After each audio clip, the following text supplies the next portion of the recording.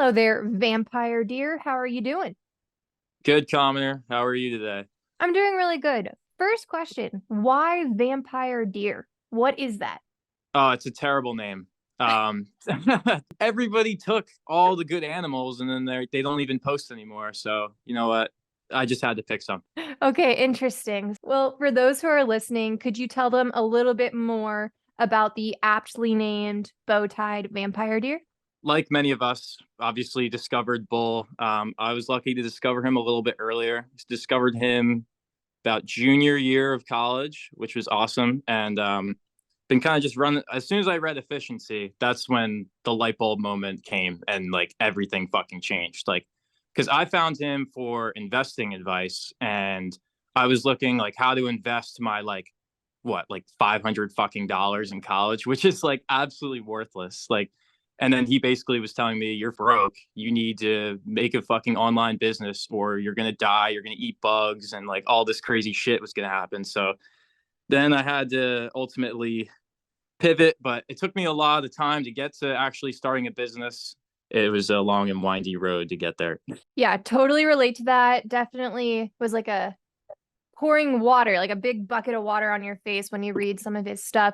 I did the exact same thing. I was into crypto because it was going up in 2020 and 2021. And then I would watch BitBoy videos and those videos where they like project the golden bucket is to buy Bitcoin. If you've ever seen those with like the price charts and like Right. really, really NPC behavior for my $100 of Cardano. Like it's just really not good. But totally relate. So then what was the instigator of like, okay, now I'm going to start a business? Yeah, after reading efficiency, that's when I realized, and then it really came down to I was like, oh, I need to like invent this like whole new product. It needs to be completely unique. It needs to be like the next fucking Apple, or else it's not going to be successful. And then like I was just scrolling on Twitter, and I think I read something from a possum. I can't remember exactly what it was, but it was just like, if you don't know what to sell, just sell like fucking lamps or something. And then I realized I was like, all right, like I gotta just do something. And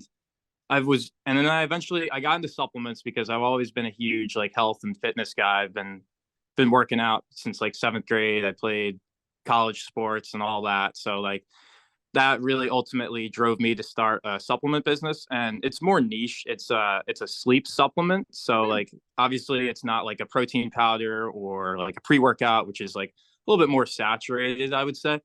And so started with that sleep supplement business, and I had no idea what the fuck I was doing. Like I can't stress this enough to you. Like I had no fucking clue. I still don't really fucking know, but I'm still going at it. When I first started, like I just bulk ordered the ingredients online. I ordered like magnesium powder, zinc, few other ingredients, and then I would just mix it together, and then I would just try it on myself, and then I would write down how I felt. Like I would try out different dosages and like different timings to do it, and then I gave it to my parents. I gave it to my friends, and once it was well received from them, I was like, okay, maybe this can be something. So then I also decided to go and I cold DM'd like all these lacrosse players because I played college lacrosse. So I was like, all right, these guys are like athletes. Like obviously sleep is going to be super important to them. So I just cold DM'd them to try it and got actually a lot of good feedback from them. I was looking in my journal the other day and I realized that that was probably like the biggest like make or break at that moment. Like if they didn't like it, then I wouldn't have went forward with it, because obviously if random people are going to tell you that you have a good product, then they mean it. Like as long like if it's your Hmm. friends and family, like it's totally different. Because if your friends and family say it's good, like oh wow this is great, like that's not, they're giving you bias obviously because they know you and they want to help. But like when you have that other field at play, then it just helps so much more. This is like the scrappiest jungle story I've heard ever. This is awesome. So you say, okay, I want to make a sleep supplement. How do you even come up with the concoction to like magnesium plus something else? Like, how do you even learn a basic formula to iterate on? It was just raw research. Like it would just be day in day out, just like looking at what other products had, because I tried a similar product before and I enjoyed it, but like I didn't really think they marketed it too well. So I used like similar ingredients from them. I knew I wanted to stay clear of melatonin. Never really been a big fan of melatonin. Like I used to be like super dependent on it, and like would have to, like if I took melatonin, like I would have to keep taking it or else I would never be able to sleep. So that was out of the question. And it would make me feel super groggy for these morning workouts that we had because I was still playing college lacrosse.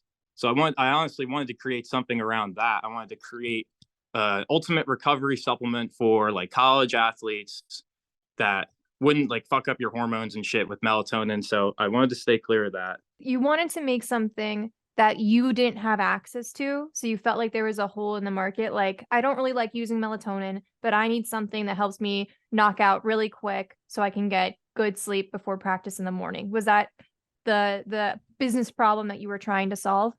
Yeah, 100%, 100%. And then now, obviously, and then it completely changed who my target market was after multiple conversations with Chester. That Okay, tell man. me more about that. Yeah. Jester. So, yeah. Just in terms of Twitter in general, like it's so important to like talk to like it's so crazy how like I'm able to like cold DM like a Jester or a Bro Sidon who are just like fucking awesome at ecom, especially Bro Sidon with supplements. Like he's been a huge mentor for me personally, and then Jester in general. He's just an absolute fucking killer. So yeah, I all right. Let me go back. Okay. Let me go back. So yeah, I started making it. I was making it myself, and then eventually had to find a manufacturer, obviously, because I was still like making it all on my own and shit. I eventually like partnered with my dad, and because he was like really big on it, like he loved it, and he's owned a lot of businesses, so he's definitely been a huge mentor for me as well. And he basically helped me fund it because I was a college kid. I had no fucking money. So he helped me fund it. And now I'm on a payment plan to pay him back, which is a Mm-hmm. fun monthly expense. But the problem with manufacturing with supplements is that it takes so much time to find a good manufacturer. They do not come easily. It's really unfortunate. Like a lot of the guys in the United States are really tough. Brosidon had a really good tweet on it that if you wanted to look into that more, has a lot more information. But it took me probably about 6 months to finally get a manufacturer and then get samples because the samples weren't coming out the way I liked it. It wasn't giving me the effects I was desiring. So we went through like 3 or 4 sampling processes. And unfortunately, this doesn't take like a week and then you get a new sample. It's like, oh, it takes like 3 or 4 weeks. And then if you get multiple samples, you're looking at 2 or 3 months. And so that just kept piling on, piling on. So I had the idea in December and then we didn't launch until August. And then it's actually kind of funny the way that I got the first sale. So I had like a viral video on TikTok and I recently like updated my website. And when I updated my website, like the buy now button was open. And so this random guy just bought it. And I was just like, it was like a really weird mix of emotions. I was like really happy, obviously, that somebody bought my product, but like I was like, oh my God, like I don't even have fucking product to ship this guy. So that was fun. I emailed him and was just like, hey, like you're not gonna get this for another month. Do you want your money back? Like, well, he never answered, but he got his product eventually. That is sick. This whole thing is absolutely sick. It's really interesting because was this the first idea that you had? So you're in college, you read Bowtie Bowl, you're like, okay, I'm going to die unless I start a business. Sleep supplement is the first idea that you had. Yeah, it was literally like it was literally right after I read that tweet from Opossum. He was like, you need to just do something. And I was like, oh, I like this product. And it was sitting right in front of me, like the similar product. So I was like, all right, like, here we go. This is what I'm fucking doing. Like, I think that's the difference between men and women because, you know, I was going to just toil about what on earth am I going to sell? And I'm still toiling with what on earth am I going to sell? So that's so interesting that you picked the idea and you ran with it and you're already selling units. Whereas a lot of other people take a much more winding road. Like we tried this and we did this, and we ended up where we did. But it's just interesting, the different entry points, I guess. so we're almost coming up on the anniversary of at least the idea, which is kind of cool. I was just Oh. scrolling through all the old pictures of because I used to mix it in just like a blender, and so I literally looked like I was a drug dealer. I had bags of white powder, like, and I would hand them to all these people, and people would probably be like, "What the fuck is this guy doing?" Yeah, what was the reaction from, I don't know if you were living like with other people on the lacrosse team or like your friends? Were they, great job, dude, or what the hell are you doing? Definitely a combination of both. I had I had two really supportive roommates that like were trying it every day and they loved it and stuff. So I was very thankful to have that. And yeah, that definitely helped because especially in like the early days of things like that, like the idea is super fragile. So like obviously if someone were to not like it, like that would have definitely hurt the ego a little bit. Now if somebody doesn't like it, like I don't fucking care. But like in the beginning, like that stuff does really make a difference, which is why I think it's best for a lot of people just to keep it on the down low, obviously, in the beginning. You are criminally underfollowed. I was trying to read through some of your tweets. You don't tweet about the supplement stuff that much, though. You talk about like TikTok and things like that, but the actual manufacturing of the supplement, how you sold it, like all those things. Is there a reason why you don't like show your TikToks or things like that? I just don't tweet a lot. Like I probably should get into it more, which is why I wanted to jump on this because like I don't want to say like I kind of deserve the follower count I have. Like I only have like I had the one viral tweet which was just like my first sale and then like me cracking 1K, but like other than that, like I'm not really someone you need to follow. Well, I think you're doing great if that counts for anything. What are some of the like economics of the business, if you don't mind me asking? Like, was it super capital intensive to start? Are you making money on each one that you sell yet? Are the margins good? Because I was remember asking Brosidon about his supplement, and the margins were pretty tight because he was sourcing like really good ones and he was manufacturing in the US. And so that meant like it was more of a volume play per se. Just wondering if that's the same with your business. Right. Yeah, so I also am in the United States, which definitely makes a difference. You can get it way cheaper overseas for sure. But I never really wanted to go that route because I knew the quality would Mm-hmm. 100% go down. But and I don't like China. I don't want to give them my fucking business. I'd rather keep it in the United States.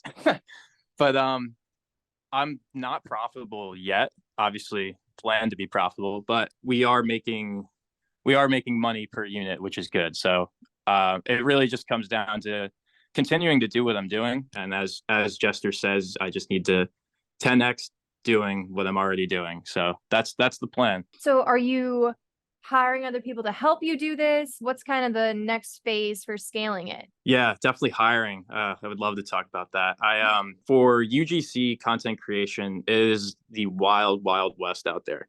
You got to really make sure that you vet these people because I hired a TikTok organic creator and it was the first one I hired and it was from a reputable Discord. I'm not going to say the name, but and apparently it was supposed to be this reputable kid from the Discord. Like he was this and that. Like he blew up this product, that product. I was like, great.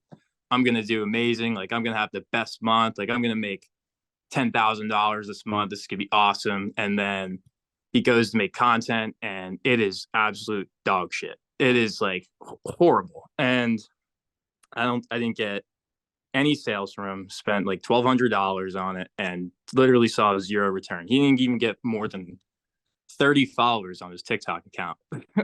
It was horrible. So Mm-hmm. in terms of hiring, always make sure you vet these people. I should have done it more. And I only hopped on like one call with them. I didn't like try to find any people to like vouch for the kid or whatever. So I should have done that for sure. So if you're listening to this and you want UGC content creation, vet those motherfuckers. Yeah. I think that's one thing that I'm looking to start to hire someone to, or just outsource some of the shorts that I'm making for either the podcast or for some of the more like political stuff that I do. And Jester, this is the one thing he yells about at me about all the time is you have to write standard operating procedure and hand it off to a virtual assistant. Like there's no glory in doing this yourself. Yeah. And I struggle with spending the money, even though I know like it's probably going to be a good return on my investment, but just for the reason you just described. But it's the right thing to do because, and Jester just tweeted about this like an hour ago. He's like, you can't duplicate yourself. You have to learn how to delegate or you will never scale. But that's definitely like the thing that I am the breaking point that I have right now that's keeping me from going up to the next level is the scaling is going faster and hiring someone.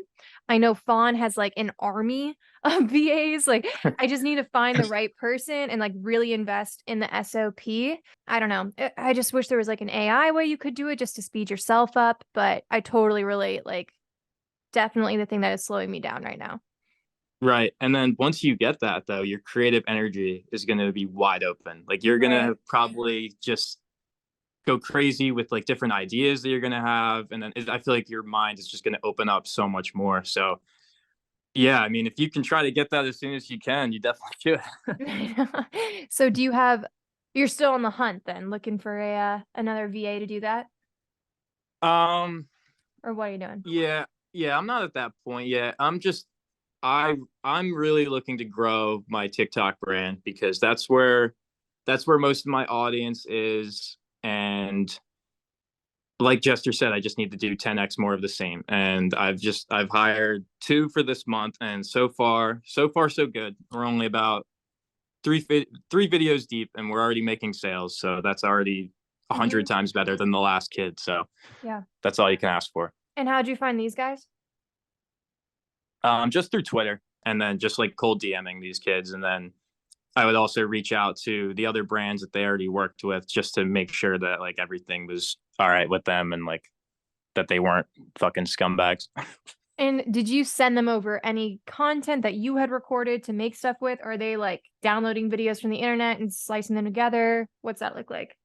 Usually like for that, like especially for supplements, like I'll send them over like my product, and then they will go in and then they'll make clips of it, or Mm. they'll use some of the clips that I already have used that have went viral.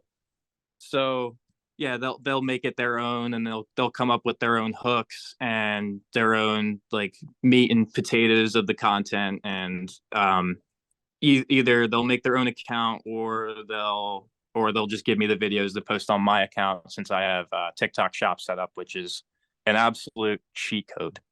Okay, tell me about TikTok Shop. Why is it a cheat code? I absolutely love it. TikTok is really trying to push the e-commerce side of things, so they're giving away like insane discounts for brand owners, which is awesome. So I'll tell you, when I first got on TikTok Shop, they basically allow you to get like two free products. So like they give you like $100 basically for free. So I paid 2 cents for black seed oil and lion's mane, which is insane. It was What? $80, but yeah, I paid 2 cents. And then that company though, they got full price, which is absolutely unheard of, like in e-commerce, which is it's so mind-boggling to me. It's amazing. And like from my end, uh I had somebody like last week. My product sells for like $39.99, and they used a TikTok shop coupon and they got it for $20.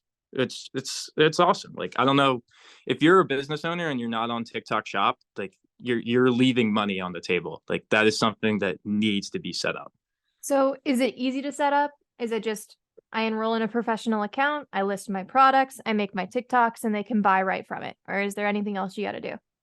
It depends on the product you're selling. So I know with supplements, like you need to basically send in your certificate of analysis, which basically says that like your product has what you say is in it, and then you need to upload the label and the actual product itself, and then that needs to get reviewed. That took about, I want to say, a week. And I'm not sure. I know food is also kind of similar with that. So like food and supplements, and I would imagine other products are similar to that. But if you want to upload like a clothing brand, that literally takes 30 seconds and you're Mm, done. And then you that can makes sense. upload it. Yeah. It sounds like TikTok Shop is just trying to buy share from other places where you can buy products. Um, if you think that sounds right. So it's not going to last forever that they're going to do these crazy discounts. Have you had any experience selling through other platforms like YouTube, Instagram, and what are the differences from them in TikTok if you have? I haven't really sold, mostly on TikTok shop and Shopify. So Okay, interesting. So my guess is that the supplement will do fantastically on TikTok. Um, because Gen Z, because it's just so visual, like all those types of things. You can do really cool things with that. YouTube, I would say, is probably a much older audience though. So you might get more grandmas if that is what you're Right. looking for. And then Instagram is so social. So if you can get people to comment, to send to their friends, to put on their story, you can blow up that way. So it's got to be something kind of controversial, which is why my like political shorts do really well on Instagram. It's because people are, they're obviously experts on the subject. So they're all debating in the comments, and then they're reposting on their stories about this person's an idiot or this person's a genius. Like it's just, Right. it's absolutely hilarious, but that's why it's doing well on Instagram. So supplements, are people going to debate supplements and share on their Instagram stories? Maybe not, but I think maybe YouTube could work with all the older people. Yeah. I actually really need to get on Facebook Reels. Oh, that's I've true. been Yeah, so I've just been reposting like any piece of content that I put on TikTok, I also put on Instagram, and then I'm also looking to put it on Facebook Reels. That's something I need to do more of that, because that just gives you more of a chance to go viral, which you obviously know all about, honestly, because what something can do really well on YouTube Shorts or Instagram Reels, but like suck on TikTok. It's Mhm. so weird how that works. Like, and it probably has a lot to do with what you were saying earlier about like depending on like people commenting and like sharing it, all that sort of things. Yeah. What are some of the tricks that you've learned on making your content work really well on TikTok? So you mentioned a hook. What does a good hook look like? Usually it's like a negative hook, I would say. Like, so these I feel like it is sad, but that is No, usually that's what alpha. works. Yeah, that makes sense. Um, it's like supplements that gave me crazy side effects. Oh, This is interesting. banned in the UK, or like what else? I took this and I didn't wake up. That's one of my big ones. And then you get people in the comments who are like, "Oh my god, like, are you okay?" I'm like, "Nah, I'm just fucking around." Like, That's hilarious. I didn't even think of that. The negative hook in that way. My favorite yeah, is when I post these like really silly cartoons and they've got like Nancy Pelosi's face on a stick figure, and they're like 7 seconds long, and they're like, "You clearly never went to college. This is the most simplistic explanation of capitalism I've ever seen. Clearly, it's far more complicated than this." I'm like, "It's 7 seconds. I drew it on my iPad. Relax." Like it's just hilarious how like they just get really invested. That's one thing I'd like to hear your take on is it kind of feels like I am selling to NPCs, to the normies, the common folk. I don't know how to say that in any way that doesn't sound elitist. But like, why do you care about a cartoon video on Instagram? You shouldn't. Like, but I'll make it for you all day long. Do you feel the same way about your audience? That it's like majority NPCs and that's not our problem? yeah, it is sad because like I'll look at some of the people that are like commenting on my videos. You got better things to do with your time. Like, go spend time with your family or something. Yeah. It is interesting that it's like either you either are one or you sell the one. Oh, yeah, that's true. Bowtie Bull would say you need to sell the rich people. So that's Right. one thing that I've learned from starting out what I've been working on is that my audience is typically men, like it's really slated towards men, like 70 to 80%. And I don't want to think about that too much, but they're not going to buy nearly as much as women will, as you were just describing. But I already kind of have them.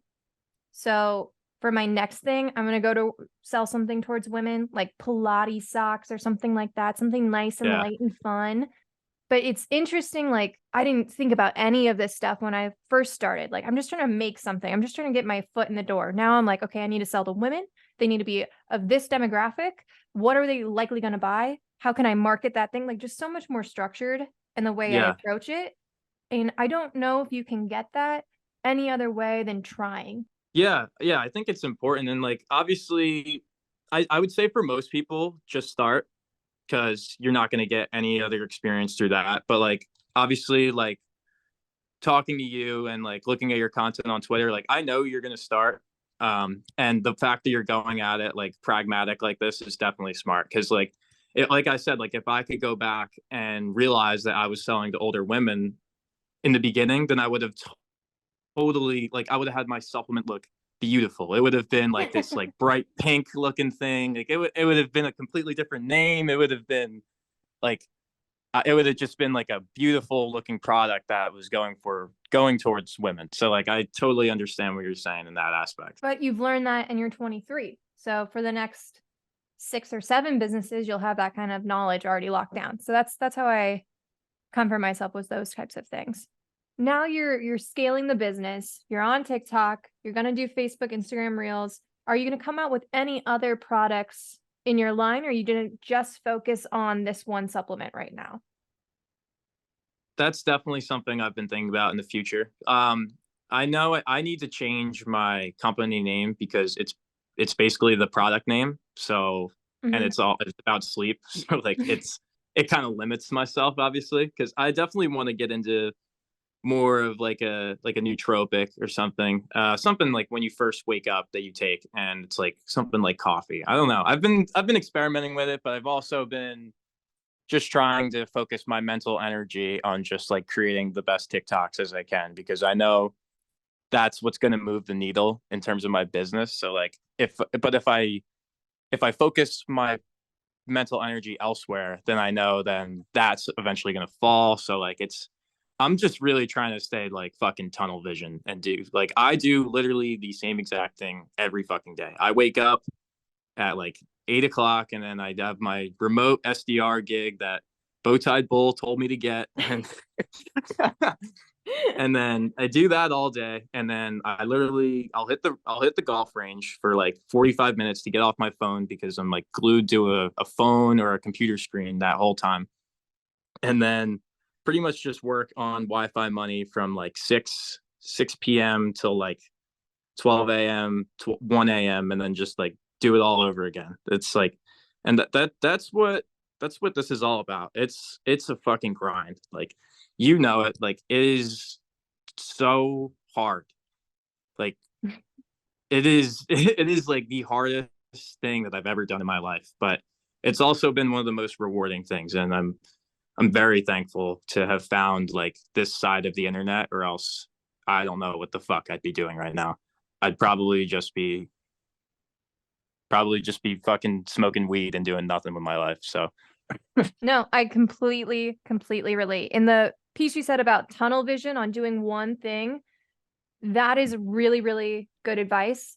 When I was doing like, okay, I need to write a video, I need to record a podcast, I need to make 2 thumbnails, I need to make a short, like all these kind of different things, you feel scattered and you go slower. But if you say today is a shorts day, I sit down at my computer for 4 hours and I just bang some out, put your headphones in, don't look at anything else. I also think making a decision on something is kind of a source of energy. So we were talking about this before I started recording, but like I've made this decision that I'm going to make Common Sense its own channel. I'm going to make all these clips, all these shorts. I'm going to give this thing, really give it a go. I'm not going to just like dip my foot in the water and just upload it to my existing channel anymore. If you believe in this thing, like really give it a fair shot. And my production just skyrocketed over the weekend because I made this decision. So I think being focused and kind of burning the boats, as Parrotfish would say, is very effective in making you drill down.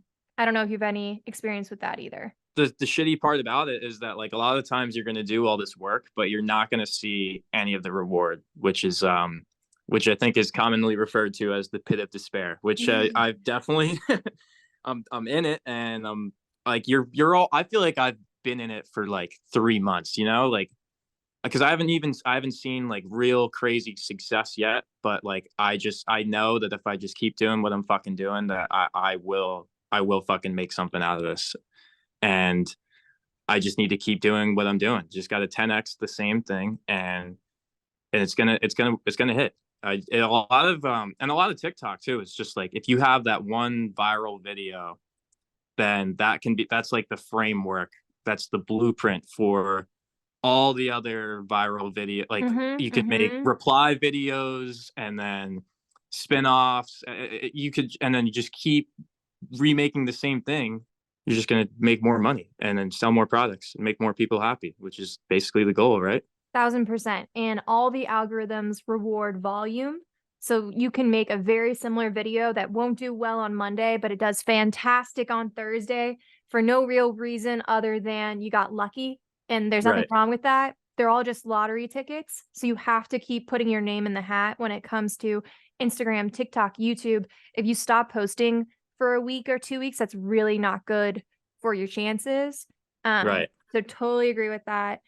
And then in terms of like being in the pit of despair, in my eyes, you have sold a product several times to complete strangers through first the idea, the production, the willpower, the marketing, and the execution, all on your own. To me, I get that you're like, I haven't made a ton of money yet. I would not be in the pit of despair if I were you, but that's just me.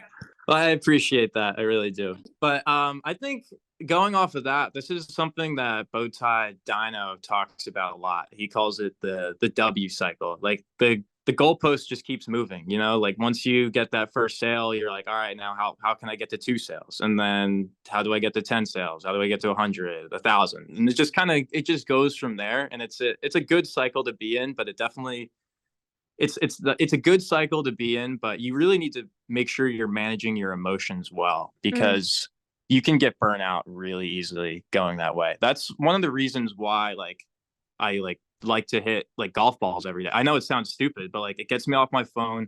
It gets me thinking of something completely else. I'm like in my flow state. Like I think that's like one of the most important parts of my routine, because it really breaks up the day between my 9 to 5 and then my 5 to whenever the fuck I go to bed, whenever I'm falling asleep in my desk. That makes a ton of sense to me. And it's interesting you bring that up because in my line of work, I have beach days. So I'm either on a project or I'm on the beach because they haven't staffed me yet. But on those beach days, like one is today, I got up, went to early Pilates, and I just sat at my computer all day long. I did not go for my Yep. hot girl walk. So I am regretting that now. You do get sucked into the void a little bit, but I think the routine part that you mentioned is really, really important. Like hitting golf balls, 1,000%, go off king, should do that. Relax.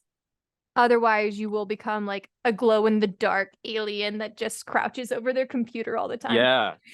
Yeah, that's such a good point that you bring that up, because like when I was in college and I was doing all this, like I like didn't see my friends. Like I was like full monk mode, and like like for like 4 or 5 months, like at the end of my senior year, and that like really, like I kind of robbed myself of like fun maxing my senior year. But I mean, like looking back on it, like I'm grateful that I was working during that time, but like at the same time, it would have been nice to go to like that extra party or something. But I mean, at the end of the day, I don't have any regrets. But like monk mode is definitely not sustainable if you take anything from that. And it's tough when you look back at college specifically, because I started then as well, and you missed out on parties or things with friends that now you would love to just see for lunch or just to see them at all because you're all over the Yeah. country now. I'm in the same boat of like sometimes I get nostalgic and I wish maybe I had chilled out a little bit, but also would you really want to be a step behind where you are right now? Like, I don't think so. And I also think that there's no going back from where we are right now. I don't know about you, but I struggle to just sit and do nothing. And it's Yeah. like kind of a point of concern sometimes of just like, can you please freaking relax? That's my boyfriend talking. Like, okay, this is kind of funny. One of his critiques of me is that I can't just consume anything without thinking about why was this made? What's the message it's trying to tell like normies? How can I make a short about this? Or it's just something like that. Are we watching the Harry Potter, the part where Snape gets killed by Voldemort after being his loyal quote unquote servant for 20 years? And I go, well, that's corporate America for you. And my boyfriend just lost it. He's just like, relax, God, you don't have to make a short about everything. So it's definitely a point of contention right now. That's hilarious. But you know, your head is in the right place though. I mean, like if you're always thinking about like content, like that's how the greats. I mean, if you look at Mr. Beast, like that dude, obviously absolute fucking killer. But like all that dude thinks about is fucking making the best YouTube videos. You watch any podcast with him, he's like a complete autistic little kid, man. He literally all he thinks about is this one thing. And that's what makes him great. So like I mean, kudos to you. That's a great mindset, and I know it can be a double-edged sword, but that's definitely a positive thing to have. So Do you notice that as well? Like when you see commercials or advertisements, any content that you see, are you critiquing it in your head? Or you're like, oh, that's a good idea. I can use that. not to the extent of you, but I know when I see like supplement commercials where it's like the typical like um testosterone boosting like bullshit supplement commercial where it's like it's like what everybody hates about the supplement industry is like those Mm-hmm. bullshit commercials and all that product's probably from China. It's probably a shitty proprietary blend, and it's like it's not actually gonna make you any better in any way. So Mm-hmm. that was also one of the reasons why I wanted to create my product, because like I'm not going to use a proprietary blend. Like I'm going to give you like an efficacious dose of like all of my ingredients. Like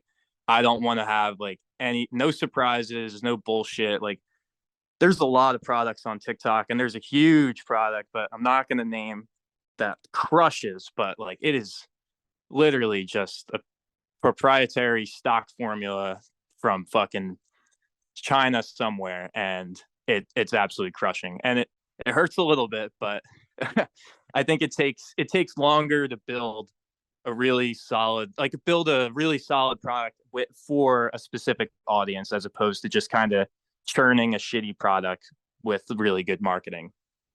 Yeah, that makes a ton of sense. And for a supplement specifically, like you have to overcome that barrier from your customer that they automatically are on the defense and think that this is a load of snake oil, whereas other Yeah, products, that's not so much the case. So is the only way to get over that hump like testimonials or people saying that they love this product and it really worked for them? Or is there any other way to kind of get over that hurdle? that's definitely a huge part of it for sure. And what I've been doing a lot recently, which has been converting a lot more into sales, is like I'm actually showing my face on my content now, just to like show like, hey, I'm a real fucking person. Like I'm not trying to sell you any bullshit. So like all of my reply videos, like if somebody has a question about like magnesium, then like I'll just like I'll show my face real quick, talk, and then take it off. I personally hate doing that, but Mm-hmm. it's definitely a necessary evil for me, especially with supplements, because all the TikTok supplement brands are mostly like faceless creators that are just kind of wildly blowing out of proportions like what their product actually does, which is Yeah. a little frustrating to see. But like I think in the long run, if you have a good product that actually helps people, then it's gonna take more time, especially with me with like a smaller marketing budget than these massive guys. But as long like you really have to, especially like a product in general, like you just really have to genuinely have like that burning belief that like this product is useful and like people actually enjoy your product. And if you don't, then you're kind of fucked. Like you don't have anything. That spurs a thought. I don't know if this is a fair question, but do you think that your big hurdle is getting people to choose your supplement over other supplements? Or is it just to attract as much audience as you can and convince them that they need this supplement? It's kind of a combination of both, because like since I don't use melatonin, like I get a little bit of backlash, which definitely creates some controversy. And like Interesting. I'm obviously not an expert in this stuff. Like I speak to what my personal experience with melatonin use, and there is legitimate data out there that says it's not perfect for your body, but I don't want to get too far into the weeds on that. So like I used to kind of preach to the choir, like don't use melatonin, terrible for you, whatever. But like since then, I've kind of become more level headed and just tried to focus more on my product in particular, and not like try to necessarily bash the other side, and just Mm. like really just hone on myself and like become my own brand. Like that's something I really need to work on, and I'm still working on to this day. Okay, that's super interesting. One other question I had is after making so much shorts content, you probably have to consume a lot of shorts content Oh from TikTok and yeah. all that stuff. Do you feel your IQ decreasing? Do you Oh feel my god. stressed out? Like, report from the front lines.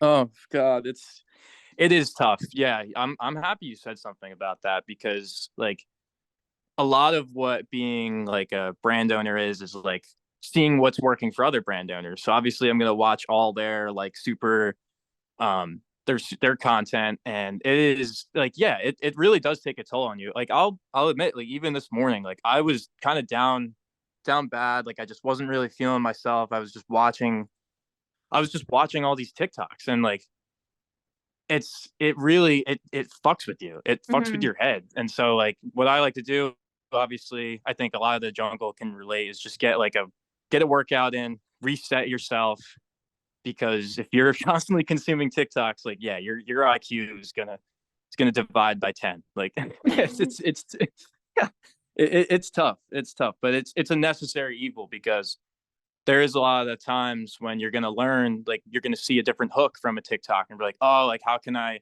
flip that around and make it similar to like my product? And then one of my most like, all right, this is going back to the early days. So I was actually consuming TikTok, like we were just saying, and I found an account that's like a holistic health account, and they were posting similar content. And then I made a similar post to them, and this is when I had 80 followers. Like I had no followers, no audience, no nothing. And then I made a post because I saw their post, and it had a different hook, and it was a different it was like a slideshow model instead of a video. So I was like, oh, okay, I'll try that out. And then I tried it, and then bang, like 800,000 followers. Mm. Not 800, not 800,000, shouldn't say that. What? 800,000 views, and then 1,000 followers like Hmm. overnight. I was like, holy fuck. I was like, this is insane. But so it's necessary. You have to do it, but like you really need to be mindful of like how much you're going to actually do that, because it's gonna lower your IQ for sure. That's not great for you. Yeah, it's something I worry about a little bit just because I want to hear what's trending, the sounds, like the different what the challenges they do and all these things. It's not like we're reading Aristotle or Socrates, like Yeah. becoming better citizens by doing this. We're working and I'm scrolling through TikTok trying to figure out what's trending. And I do feel like tension and I get a little jittery and like I have all these songs in the back of my head that are like really high pitched Taylor Swift songs that are sped up Hmm. and things like that. Like it's uncomfortable. And I've noticed that especially in the past month or two, where I've really tried to like churn out short content. I'm like, wow, this is not good for me, but we're in the Yeah. trenches. Can't get out of it. Once you have a TikTok song stuck in your head, like that's like a required like 10 sprints. Like you need to go like flush that out of your system. Like You because have like that's a happened little to me. twitch. Yeah. Yeah. It's terrible. It's Yeah. terrible. It's so necessary, but it's also important if you're gonna do that. Like I have screen time set on my phone, so it'll be like I'll set aside like 15 minutes to just like scroll TikTok, like like not mindlessly, but just like with an intent of understanding like maybe the hook around the content, or like how they displayed the certain product, etc. And then after that 15 minutes, like the pop-up will come and be like, stop, like you're done. And then after that, I'll stop. So it's important to just like make those boundaries for yourself. I have the same 15-minute one. Yep. Otherwise you get sucked down in the board. For anyone listening who's like, wow, this is great. This guy has built an entire business. What advice would you give them to get started from the ground up? I would say you really have to read efficiency. Like once I read efficiency, that's when like my mindset just completely changed. Like that was like the single most important piece of content that I have ever read in my entire life, like across everything, like in terms of like dating, going out, building a business. If you read that and you haven't started something within like 2 or 3 years, then just stop. Just like go go back, go enjoy normie life, because it's not so bad. It sucks building a business. Like it is so fucking hard. Do you think some people are cut out for this and other people should not try business? Yeah, 100%. What are the 100%. traits of someone who is cut out for this? It's a good question. I really don't think you need to be smart. Like it's kind of a bold claim. Like I don't consider myself intelligent. Like I think like I just do shit. Like I just if it's anything, like I just get obsessed.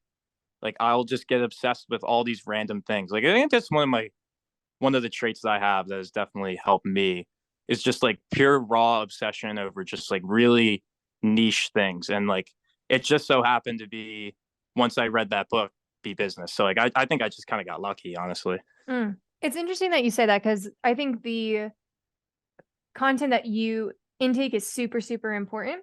So I read Bowtie Bull's stuff, which made me want to start. But one of the things that really made me want to start is I saw one tweet that said 95% of the content on Twitter is made by 2% of the accounts. Most Twitter accounts have fewer than 500 followers.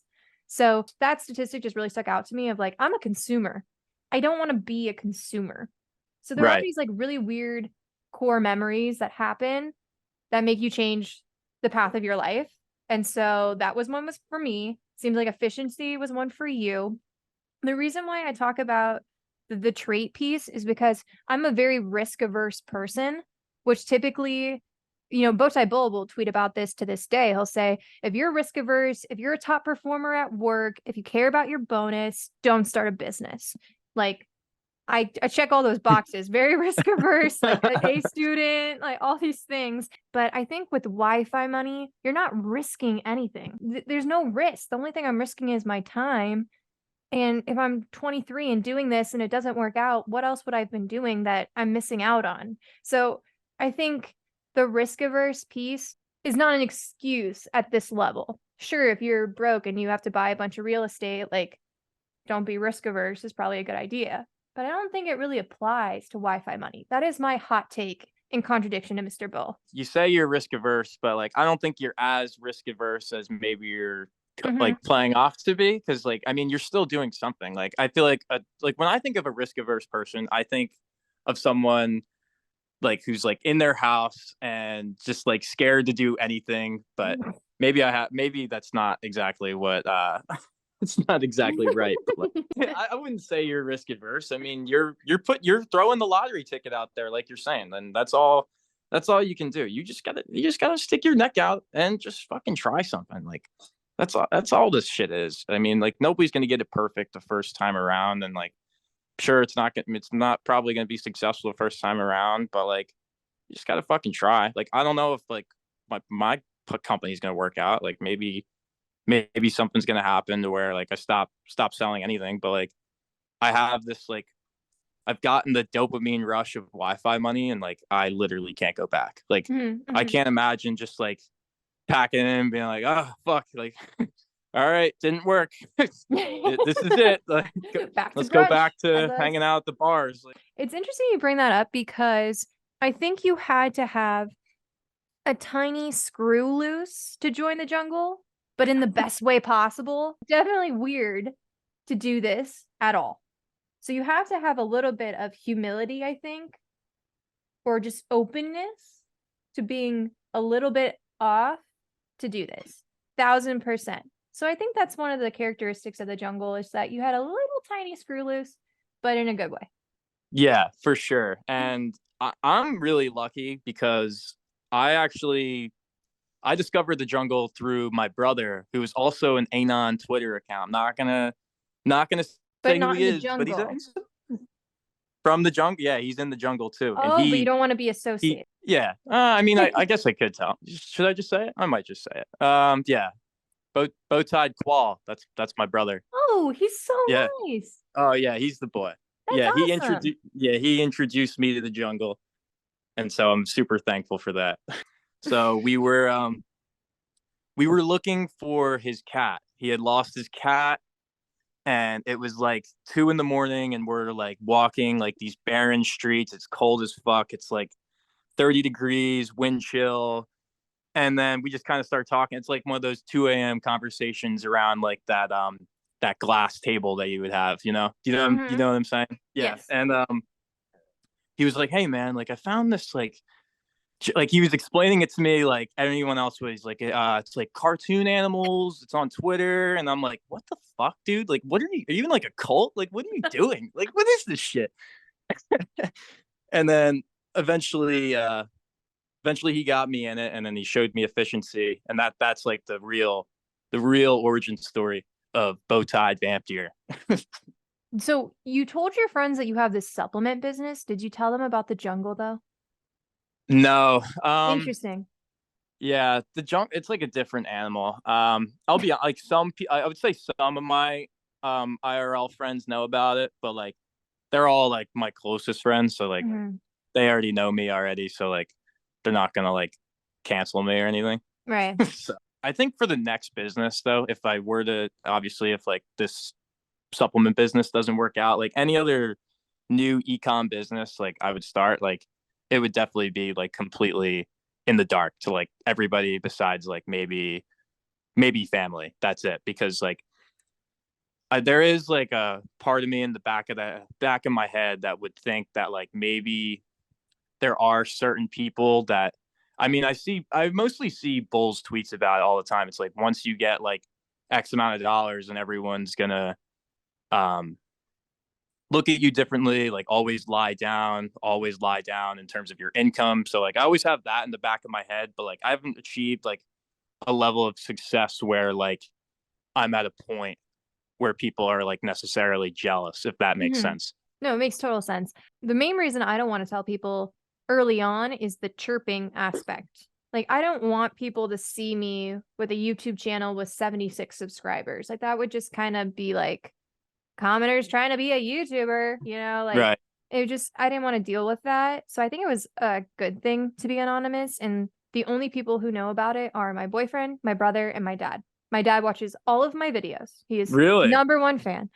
My That's brother, awesome. he like dips in and out, listens to a podcast or two. My boyfriend listens and helps edit and all those things. But yeah, I've kept it very, very close to heart. And I don't think that's going to change. I think it gives you kind of a freedom to it. And it's just a lot to explain, as we're mentioning. I have a funny Yeah. story. I've told this 1,000 times, but just in case you haven't heard it, I was just starting the podcast and I asked Bowtied Ranger to come on, and he said, sure, 7 a.m. Saturday morning. And I say, of course, because it's Bowtied Ranger. It was 7 a.m. Saturday morning, the week of Halloween weekend. And my friends from out of town surprised me by flying in to go out with me on Halloween, which is so nice and so gracious of them. But I have Bowtie Ranger scheduled for 7 a.m. on Saturday morning of Halloween weekend. And they're staying in my room. It's all these things I can't cancel, and I definitely can't tell them. So I'm like, ladies, we'll go out. It'll be fun. We'll come back. I have a call at 7 in the morning. You guys go on your run. We'll get coffee after. It'll be fine. But I'll just be on this call for a bit. And they're like, okay, what are you talking about? So I take my mic and my computer and I go into my closet and I shut the doors.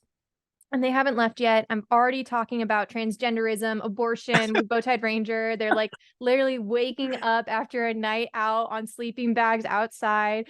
And they get up and they go run and they come back and they're like, commenter, what on earth were you doing? Like, who were you talking to? You were talking about transgenderism at 7:30 in the morning. And I was like, well, I was networking. He's in Europe. Like, this is what he wanted to talk about. It's really important for my next job that like I make these connections. And now they tell everyone that I'm in the CIA. So Oh my God. That's hilarious. but you got to do it. And you know what? They don't really care. People don't care. They will make connections in their brain to justify your actions without ever understanding what actually is happening.